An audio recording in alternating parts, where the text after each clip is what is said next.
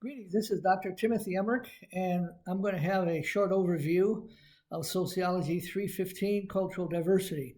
Actually, I'm doing this introduction interview, for a class that I teach with the University of Phoenix. Fine university. I recommend that if you need to enroll in an upper level program, they have both bachelor's and master's programs, and it would behoove you to look into this. Again, now when we talk about cultural diversity, it's very varied, a lot of different opinions. I get a lot of different opinions in this class regarding this subject, but the class is basically going to be talking about universal prerogatives and cultures and values and norms, and we'll go into that. It talks about individual diversity as well, the way people live. And I want to point you to a video that I do have. It's called the psychosocial rationalization of a person's identity. So I have that on the website if you want to look into that. And it's very important that we understand these factors because we are a multifaceted nation with many different languages and ethnicities. And of course, English is the major language that all people should speak, but at the same time, not feel threatened to practice their own language. I grew up in a household where my father spoke 7 languages, could read and write in 5. And it was very accustomed to me to hear German and Italian and different things like that because mom was from Sicily and daddy was from Germany. So when we look at cultural diversity, it's very important for us to understand that we may not agree with everything that people bring in regards to culture and norms, and I'm going to talk about that, but we must respect them, and if they are within the law, abide by them. Also, we want to talk about prejudice and discrimination. Now, some time ago, laws were taken out within the United States, and discrimination and prejudice was done away with. Does this mean that discrimination and prejudice does not exist? Yes, it does exist, very much so. And we must understand that even though there are laws to prevent it, there are people, let's say, for instance, in corporations that don't necessarily like a certain ethnicity or personal traits that they have, and they will say that they don't fit into the environment of the corporation. Well, again, this is a very general term, and they get away with it, and it's basically discrimination regarding people and people's cultures.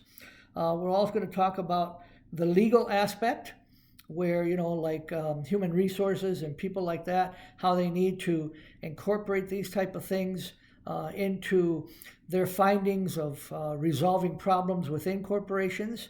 And finally, global diversity, which is a big subject, especially today, because we need to look at global also responsibility. So when we talk about cultural diversity, especially in the workplace, that is a very hot subject.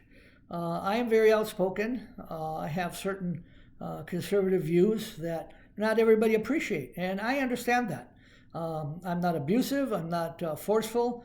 I respect other people's views, but I expect my views to be respected as well.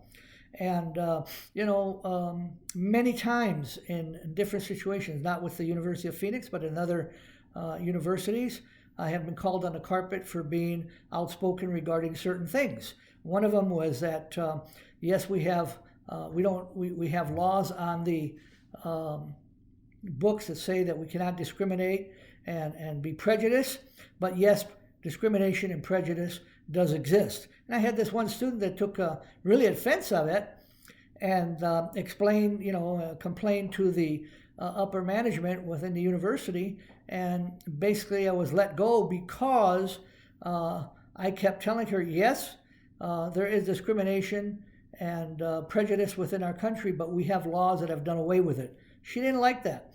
And because the university wanted to keep students rather than, the truth that needs to be talked about, because in education, we should be able to talk about anything in a rational form and respect everybody's opinions. Well, for a long time, that was not the case.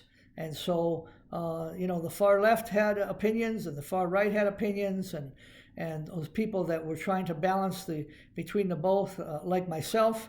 I'm not far left, I'm not far right. I'm a stable Christian man, 75 years of age, and I've seen a lot and been through a lot, and I want people to understand that cultural diversity, especially in the individual format, not everybody likes me, and I understand that, and that's okay.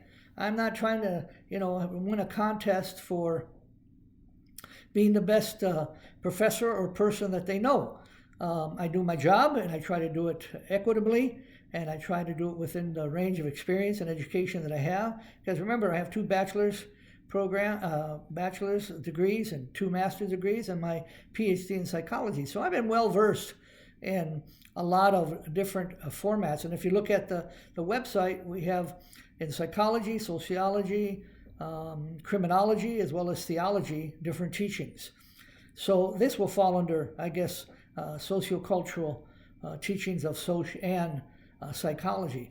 So when we look at individual diversity, again, the key factor is respect.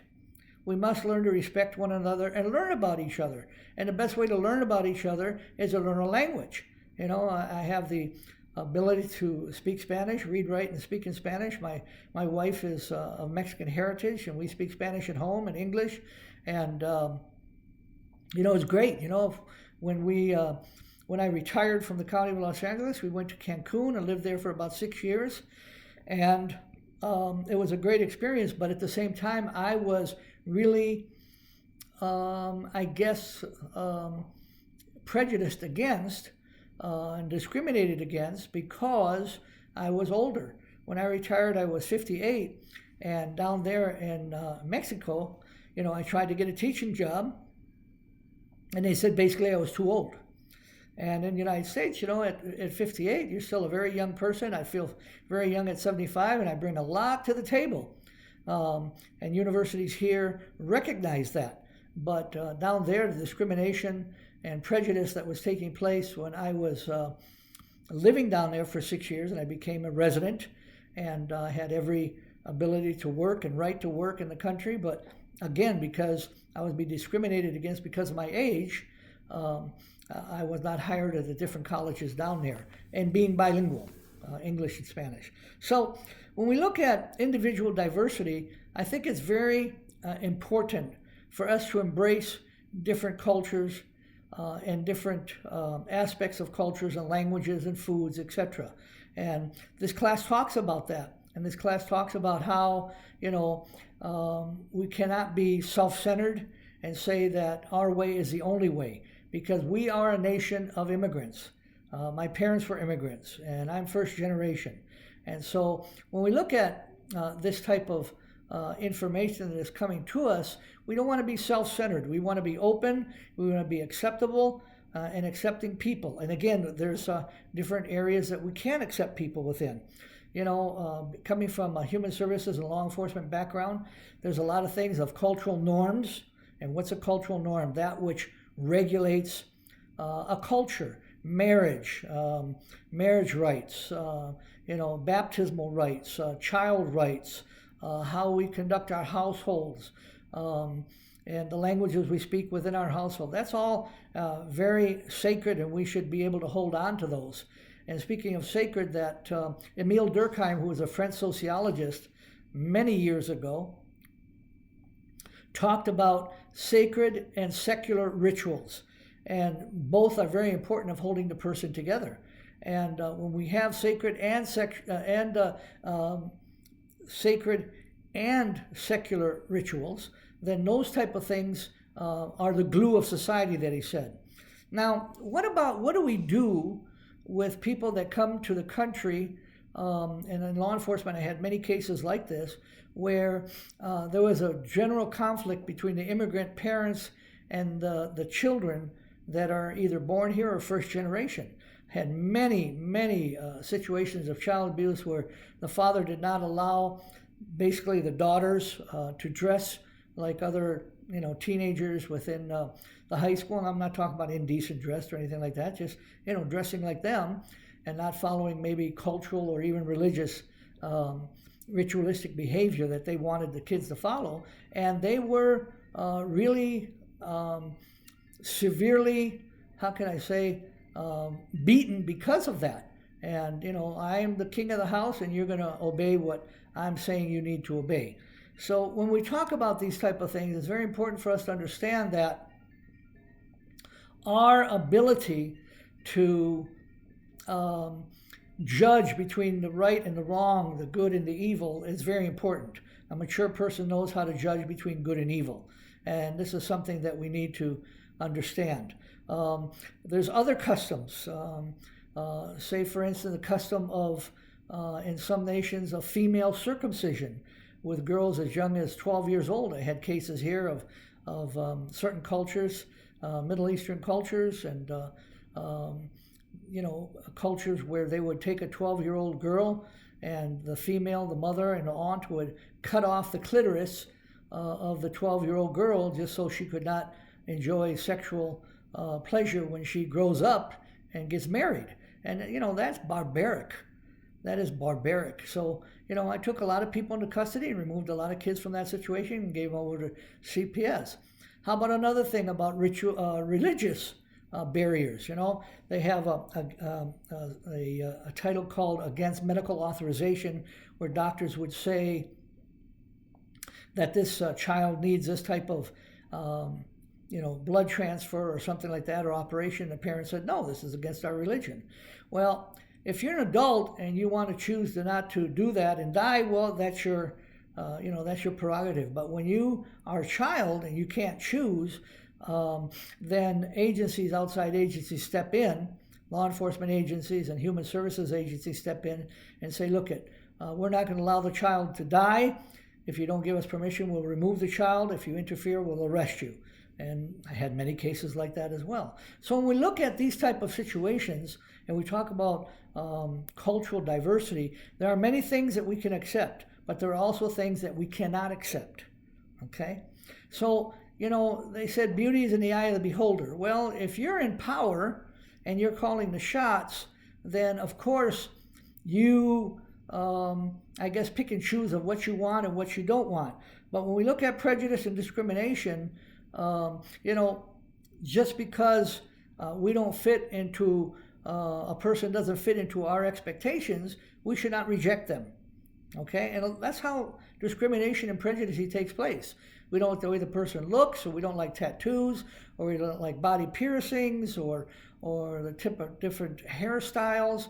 And, you may not agree with it, but that's fine. But at the same time, you don't discriminate against a person that is like that. Now, what do we do with a situation where a person on the job needs to hide tattoos? And they say, well, that's not right because that's first expression. Well, no, that's not a First Amendment expression. Many law enforcement agencies tell officers if they have tattoos on their arms that they need to cover them up. And they do, or they won't be employed. Just until recently, the federal government would not hire people over the age of 40, especially like in Homeland Security, would not hire people over the age of 40. Now they've opened it up. There's no age discrimination. And I think the latest news is that they've had over 100,000 people apply to that agency for different jobs. So when we look at those type of things in the legal framework that industry is looking at, a big issue that they look towards, of course, is liability. And how much money they'll earn. So if they're not involved in the community, either local or international community, and they're doing practices that maybe not illegal in other countries, like child labor. A lot of the clothes that we have, that we wear, that come from other countries, third world countries, they use child labor, and it's forced labor. And these kids work in these very terrible conditions. They're not allowed to, go to the bathroom. They're not allowed to just work and go home. They have to, sometimes they even have to stay there and work. They're like indentured servants. And of course, no corporation should be involved in that type of discrimination that takes place. So again, when we talk about cultural diversity, it's very important for us to keep an open mind. Yes, there are things that we should accept in the United States, and there are legal things that we cannot accept. This is a country of laws and regulations. Like every country has laws and regulations. And there are some things that we do accept, and it's not a problem, but the things that I mentioned, we don't accept, and that brings us into legal conflict with people. So both locally and internationally, as people that are involved in, I guess a massive diversification of talents and people's talents and cultures and etc. We need to understand that we have to be open and acceptable to people as long as they fit within our legal bylaws and guidelines and what have you. Because if we don't, then we're a nation without laws. That we're seeing a lot of people, right now that, back when I was a younger man, people could sit down and talk about things, and and there's no violence. Today, if you disagree with certain things that are going on, and we just saw it in the news, a young man that was assassinated just because, they did not like, this individual did not like what he was professing, killed him. And, thank God he's been apprehended and things like that. But again, it's got to a point where, we no longer talk. We want to take action, and lethal action against people that disagree with us. And there is no place for that. There is no place for violence. And no, God-fearing person would want violence to take place. And because we live in a very difficult time right now where people don't want to talk, they want to violently attack one another, this is unacceptable. And again, this brings us back to cultural diversity. I may not agree with you. You may not agree with me. But you have a right as long as I have a right to my opinion. I can't force my opinion on you, and you cannot force your opinion on me. And cultural diversity requires respect and genuine sincerity, compassion, and mercy towards others, so we can grow together as a united nation. Not everybody's going to agree, but grow together as a united nation to defend the freedom of people. And again, that freedom has to fall within the guidelines that our institutions have established, but at the same time, respect is very important. So again, this teaching basically has been for a class that I'm teaching in the University of Phoenix, and I'm going to post this in the classroom. But at the same time, if you like this teaching, I would ask you to pass it on to other people. And at the same time, I would ask you also to, maybe enroll in the University of Phoenix and participate in higher education. If you have any questions, I'll have my email and telephone number at the end of this teaching, and you can contact me. I'd be more than happy to talk to you, counsel, career guidance. With cultural diversity, you can get involved in many different employments, types of employments and careers. And any career that you think about cultural diversity is very important. So God bless you. God bless your family. And again, if there's anything I can do to help you, I'd be more than happy to do that. Once again, this is Dr. Timothy Emerick, and we're talking about a sociological concept called cultural diversity. Bye-bye.